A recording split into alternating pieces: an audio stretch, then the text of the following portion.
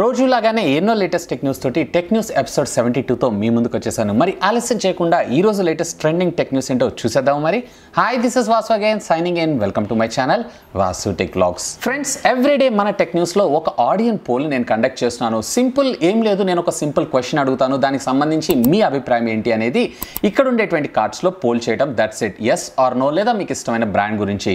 So అలా నేను అడిగినటువంటి క్వశ్చన్ ఏంటి అంటే, మీకు ఇండియాలో అంటే మనం వాడేటువంటి మొబైల్ ఫోన్స్ అన్నింటిలో కూడా శాంసంగ్ మొబైల్ ఇష్టమా లేదా షావమీ మొబైల్ ఇష్టమా అని చెప్పి టోటల్లీ మనకి 71 ఓట్స్ పోల్ అయ్యాయి. ఈ 71 ఓట్స్లో కూడా 61% ఆఫ్ ద యూజర్స్ ఎవరైతే ఉన్నారో షావమీని లైక్ చేస్తున్నారు అండ్ 38% ఆఫ్ ద యూజర్స్ ఎవరైతే ఉన్నారో శాంసంగ్ని లైక్ చేస్తున్నారు. ఇకపోతే ఈ రోజు ప్రశ్న, మొన్న రీసెంట్గా మనకి Xiaomi company Redmi Note 7 pro mobile phone అయితే అనౌన్స్ చేసేసింది. ఇకపోతే రేపు ఏప్రిల్ 22 నాడు అఫీషియల్గా రియల్మీ కంపెనీ వాళ్ళ రియల్మీ 3 ప్రో మొబైల్ ఫోన్ని అఫీషియల్గా అనౌన్స్ చేయనున్నారు. ఈ మొబైల్ ఫోన్ అనేది రెడ్మీ నోట్ 7 ప్రోకి టఫ్ కాంపిటీషన్ ఇవ్వగలదా లేదా అనేది ఇక్కడ నేను కండక్ట్ చేసేటువంటి పోల్లో మీరు పోల్ చేయగలరు.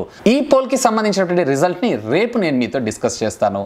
మొదటిగా ఈ టెక్నికల్ అప్డేట్స్ చెప్పటికే మనకి శాంసంగ్ కంపెనీ దగ్గర నుంచి అండి. శాంసంగ్ అఫీషియల్గా ఈరోజు చైనాలో తన ఏ సిరీస్ ఈలో A70 మొబైల్ ఫోన్ని అనౌన్స్ చేయడం జరిగింది. ఈ mobile phone as of now India and China రెండిట్లో వీళ్ళు అనౌన్స్ చేయడం అయితే జరిగింది. కాకపోతే వీళ్ళు ఫస్ట్ చైనాలో సేల్స్లోకి తీసుకొస్తున్నారు అండ్ ఇండియన్ వెబ్సైట్లో కూడా దీని లిస్టింగ్ అయితే ఆల్రెడీ జరిగిపోయింది. మోస్ట్ ప్రాబబ్లీ ఈ మొబైల్ ఫోన్ వచ్చినప్పటికే ఈ మంత్ అంటే ఏప్రిల్ 26 నుంచి అఫీషియల్గా మన ఇండియా అలాగే చైనాలో కూడా అవైలబిలిటీ ఉండేటువంటి అవకాశం ఉంది.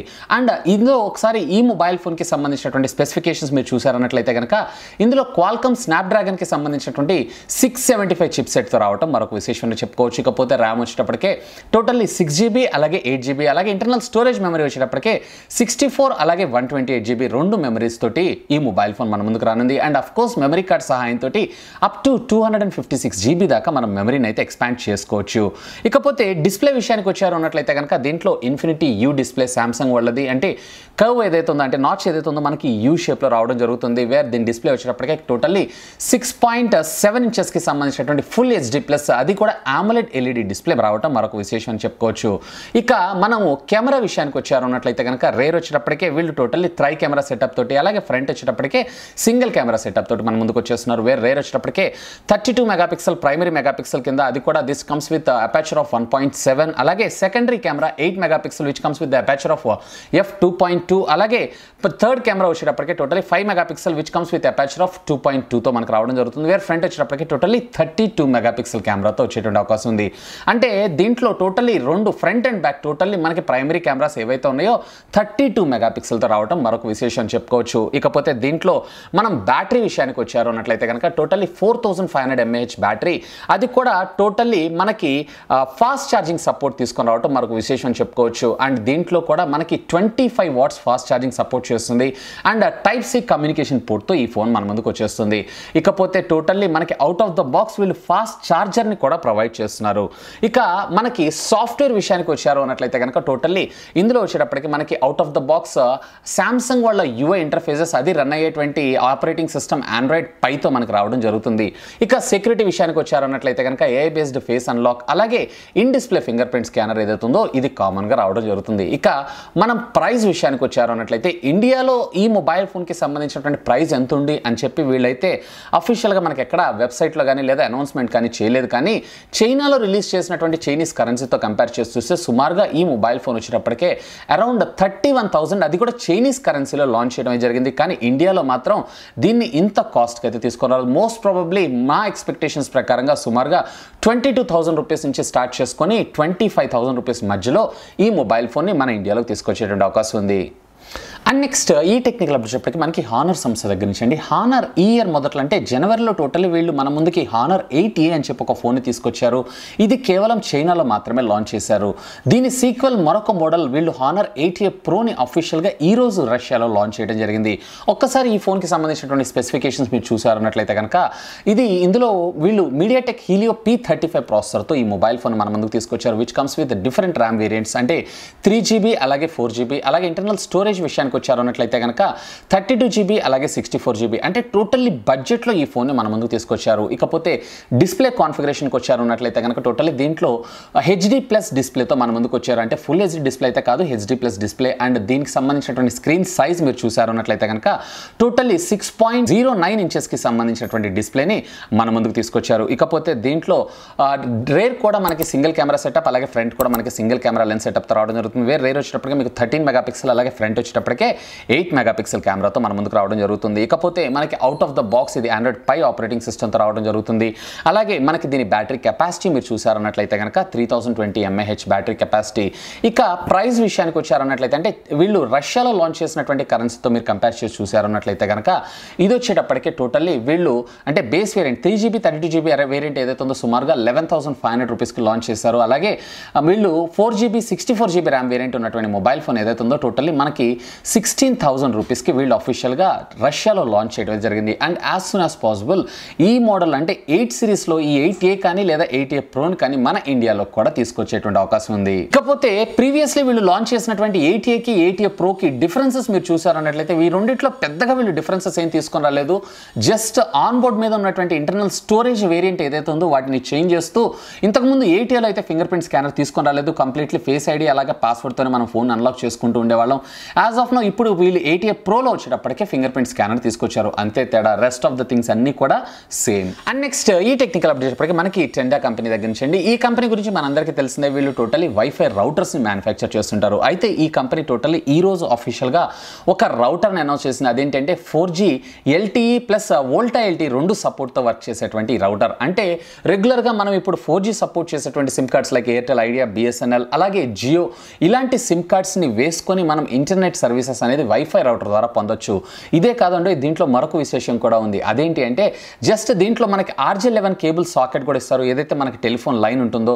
సో ఈ RJ11 సాకెట్ తోటి ఒక పిన్ మనము రౌటర్ కనెక్ట్ చేసి మరొక ఎండ్ ఏదైతే ఉందో ఏదైనా ఒక ల్యాండ్లైన్ ఫోన్ కనెక్ట్ చేసుకొని ఆ సిమ్ కార్డ్కి వచ్చినటువంటి మొబైల్ నెంబర్ని మనం ల్యాండ్లైన్ నెంబర్ లాగా యూజ్ చేసుకున్నటువంటి సదుపాయాన్ని కూడా మనకి వీళ్ళు ప్రొవైడ్ చేస్తున్నారు. సో ఇది ఒక మంచి విషయం అనుకోవచ్చు. ఎక్కడైతే మనం ఇంట్లో ఒక ల్యాండ్లైన్ ఫోన్ కావాలనుకుంటామో అక్కడ కనెక్టివిటీ లేనప్పుడు ఈ రౌటర్ తోటి జస్ట్ మనం మొబైల్ నెంబర్ లాగా వాడుకుంటూ, కాకపోతే ఇది ల్యాండ్లైన్ కనెక్టివిటీతో వర్క్ చేయడం జరుగుతుంది. ఇకపోతే దీంట్లో మనకి RJ11 జాకెట్తో పాటు RJ45 జాక్ కూడా మనకు ప్రొవైడ్ చేశారు. యాజ్ ఆఫ్ నో మనం ప్రస్తుతం మీ ఇంట్లో ఒకవేళ ఏదైనా లైన్డ్ ఇంటర్నెట్ ఉంది అన్నట్లయితే కనుక దాని ద్వారా కూడా ఇంటర్నెట్ వాడుకునేటువంటి సదుపాయాన్ని కంపెనీ అఫీషియల్గా మనకు ప్రొవైడ్ చేసింది. ఇకపోతే దీంట్లో టోటల్లీ మనం అప్ టు 300 Mbps స్పీడ్ ఉన్నటువంటి ఇంటర్నెట్ సర్వీసెస్ దాకా వాడుకోవచ్చు. అండ్ ఇది డ్యూయల్ బ్యాండ్ మీద కూడా మనకు వర్క్ చేయడం మరొక విశేషం. అంటే టోటల్లీ 2.4 GHz అలాగే 5 GHz ఇట్లా రెండిట్లో ఇది వర్క్ చేయడం మరొక విశేషం అని చెప్పుకోవచ్చు. ఇకపోతే టోటల్లీ ఈ రౌటర్ని అఫీషియల్గా ఈ రోజు మన ఇండియాలో అయితే అనౌన్స్ చేశారు. అండ్ దీన్ని రేపు April 20th నుంచి అఫీషియల్గా సేల్లోకి అయితే తీసుకొని రానున్నారు.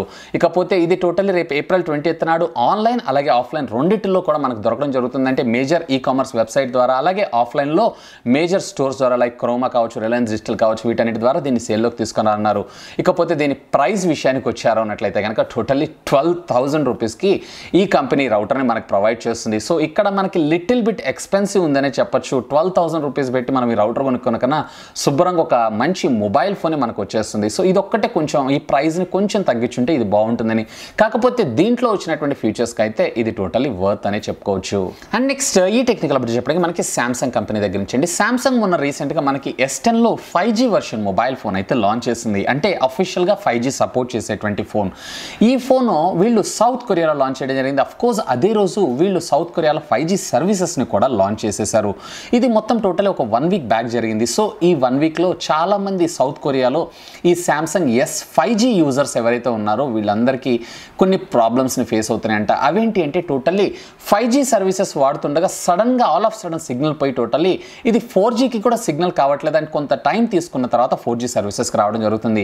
సో నార్మల్గా అయితే ఇది పెద్ద ఇష్యూయే కాదు. అంటే రెగ్యులర్గా నార్మల్ ఫోన్ వాడుతున్నప్పుడు రెగ్యులర్గా ఇలాంటి ప్రాబ్లమ్స్ అయితే మనం చూస్తూనే ఉంటాం. కాకపోతే ఇంటర్నెట్ వాడుతున్నప్పుడు వీళ్ళందరూ చాలా ఇబ్బంది పడుతున్నారంట. సో వీటన్నిటికి సంబంధించి సౌత్ కొరియన్ నెట్వర్క్స్ అలాగే కంప్లీట్లీ సామ్సంగ్ కూడా చాలా కంప్లైంట్స్ని అయితే రిసీవ్ చేసుకుంది. అండ్ అతి త్వరలో ఈ ప్రాబ్లమ్స్కి సంబంధించినటువంటి ఫిక్స్ మేము త్వరగా తీసుకొస్తామని చెప్పి కంపెనీ అలాగే ఇటు నెట్వర్క్ కూడా వీళ్ళు భరోసా కల్పించడం జరుగుతుంది. యాజ్ ఆఫ్ నో ఇప్పుడు ప్రస్తుతం 5G సర్వీసెస్ స్టార్ట్ అయినటువంటి సెకండ్ కంట్రీ ఇది. ఫస్ట్ అయితే వీళ్ళు యూఎస్లో చికాగోలో లాంచ్ చేశారు. అంటే జస్ట్ అవర్స్ ఆఫ్ గ్యాప్లో ఇదంతా జరిగింది.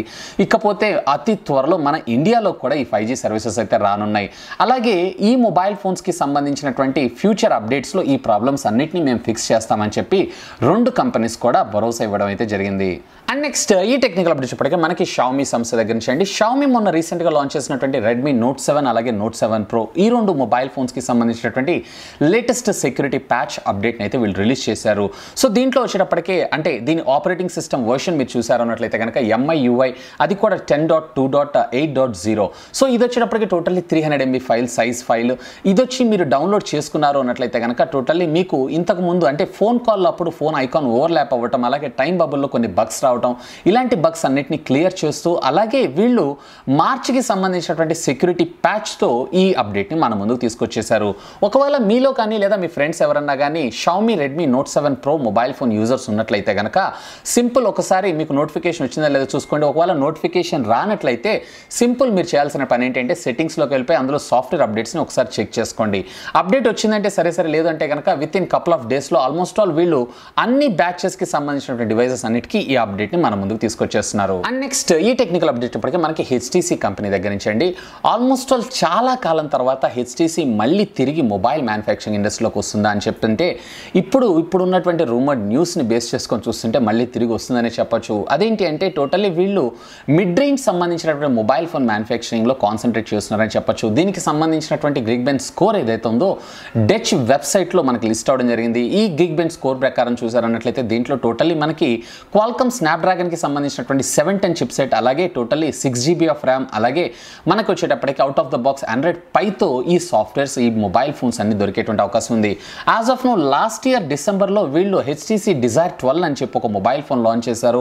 ఆ తర్వాత మళ్ళీ ఈ కంపెనీకి సంబంధించినటువంటి ఏ విధమైనటువంటి ప్రోడక్ట్ అనౌన్స్మెంట్ అయితే లేదు. ఇకపోతే ఈ మొబైల్ ఫోన్ ఎప్పుడు లాంచ్ అవుతుంది అలాగే దీన్ని ఏ వెబ్సైట్స్లో అంటే ఎక్కడెక్కడ ఏ కంట్రీస్లో వీటిని లాంచ్ చేస్తారు ఏంటి అనే ఇన్ఫర్మేషన్ అయితే యాజ్ ఆఫ్ నో లేదు. కానీ మేబీ ఇన్ ఫ్యూచర్లో మనకి మిడ్ రేంజ్లో టోటల్లీ ఈ HTC కంపెనీ మన ముందుకు మొబైల్ ఫోన్స్ తీసుకొచ్చేటువంటి అవకాశం అయితే ఉంది.